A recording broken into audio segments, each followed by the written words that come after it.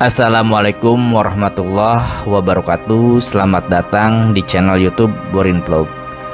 Di kesempatan ini saya ingin bercerita tentang kisah asal-usul nama Sukoharjo dan juga sejarah awal dari Kabupaten Sukoharjo, Jawa Tengah. Bagaimana kisah asal-usul nama Sukoharjo ini? Silakan disimak kisahnya berikut ini.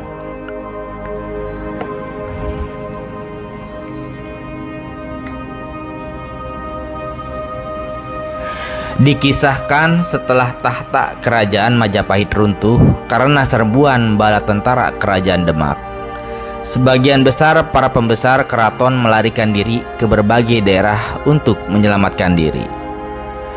Dengan menyamar seperti rakyat jelata, mereka berlari menyelamatkan diri agar identitas mereka tidak diketahui dan membantu kerajaan Demak dari luar. Dan untuk menghindari kejaran musuh, mereka sering keluar masuk hutan, menyeberangi sungai yang besar sampai mendaki gunung untuk menyelamatkan diri melakukan pengembaraan tak tentu arah.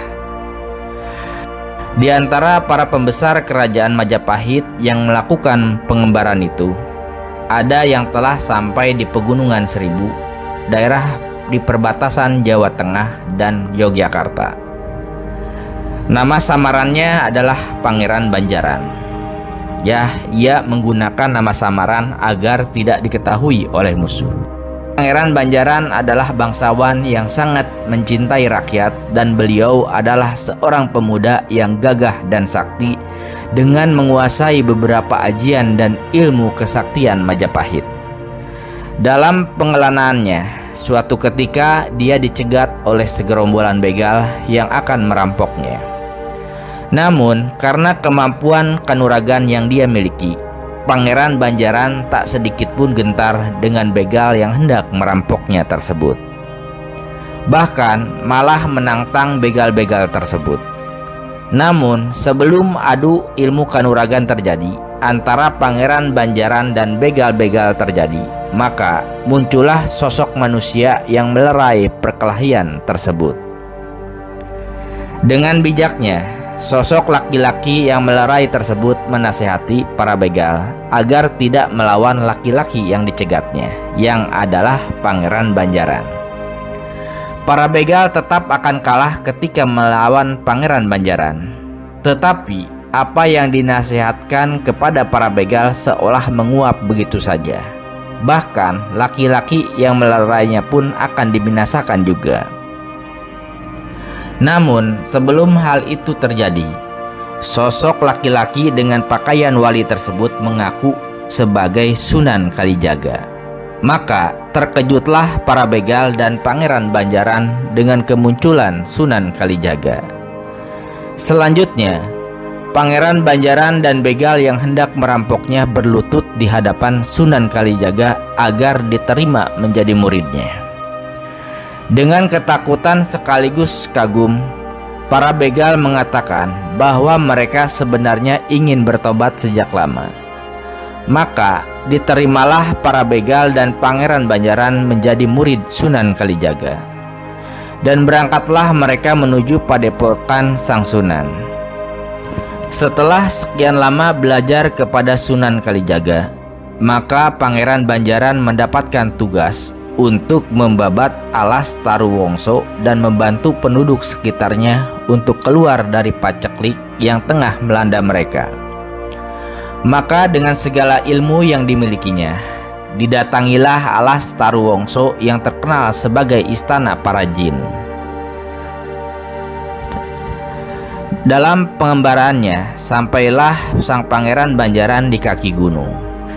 Dalam pandangan Pangeran Banjaran, gunung di depannya mempunyai kekuatan aneh yang membuat perasaan ingin tahu dan tertantang untuk mengetahuinya. Maka dengan sikap hati-hati, Pangeran Banjaran melangkah mendaki gunung tersebut. Belum sejengkal melangkah, Pangeran dikejutkan dengan serangan hebat dari sekelompok bangsa jin penunggu gunung. Dengan segera, Pangeran Banjaran mengerahkan kesaktiannya untuk menangkis serangan bangsa jin dengan membungkus diri dengan himpunan tenaga sakti. hingga tak satu pun serangan bangsa jin itu berhasil menyentuh tubuhnya. Dengan kesaktian Pangeran Banjaran tersebut, bangsa jin yang jumlahnya ratusan tersebut sangatlah tidak sepadan dengan kesaktian sang Pangeran Banjaran. Namun, bangsa jin tersebut bukannya berhenti untuk menyerang, hingga dengan segenap kemampuannya ingin segera menghentikan pertempuran ini. Mendadak dari tubuh Pangeran Banjaran keluar pusaran angin yang sangat dahsyat. Pusaran angin yang keluar dari tubuh Pangeran Banjaran seperti angin puyuh tersebut membuat pohon-pohon bertumbangan dan batu-batu tebing berhamburan hingga membuat ratusan bangsa jin terhempas kemana-mana. Setelah terjadinya pertempuran dengan para jin penghuni aras Tarawongso, keluarlah Pangeran Banjaran sebagai pemenangnya. Pemimpin bangsa jin akhirnya mengakui kesaktian pangeran dan pergi dari gunung itu dan diperintahkan untuk ke Gunung Lawu. Maka sejak saat itu, Pangeran Banjaran berkeinginan menetap di puncak Gunung Tarawongso tersebut. Melihat keadaan masyarakat sekitar alas Tarawongso yang sedang dilanda paceklik dan mengidamkan keadaan raharjo atau kesejahteraan, maka Pangeran Banjaran menamakan daerah tersebut dengan nama Sukoharjo.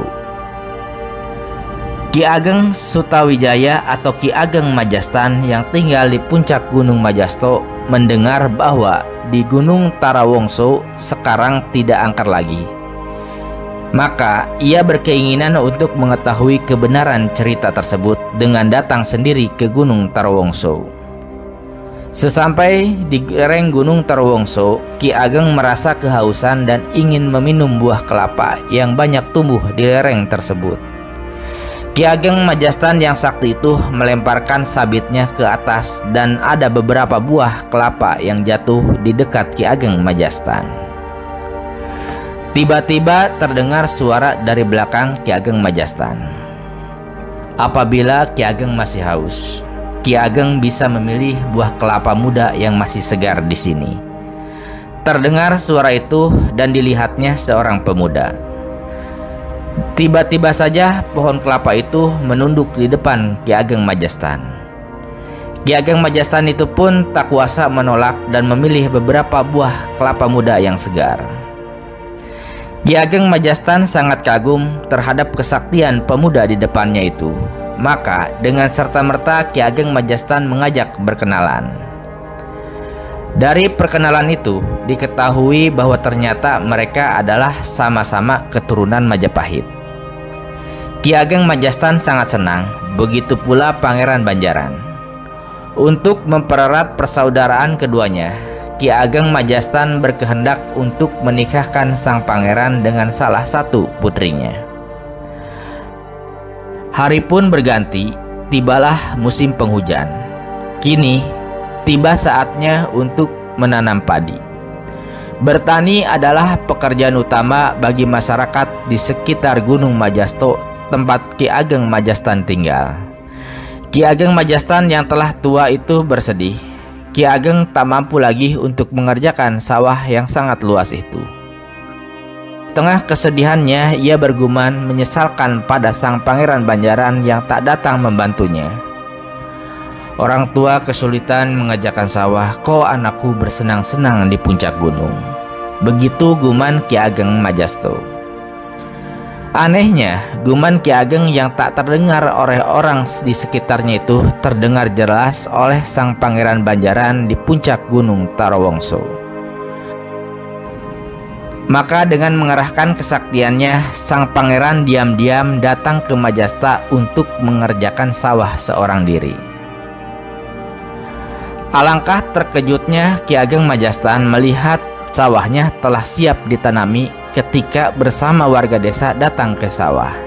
Kemudian ia berkata, "Hanya satu orang di sekitar sini yang bisa melakukan pekerjaan menakjubkan ini. Dia adalah mantuku, wahai warga desaku.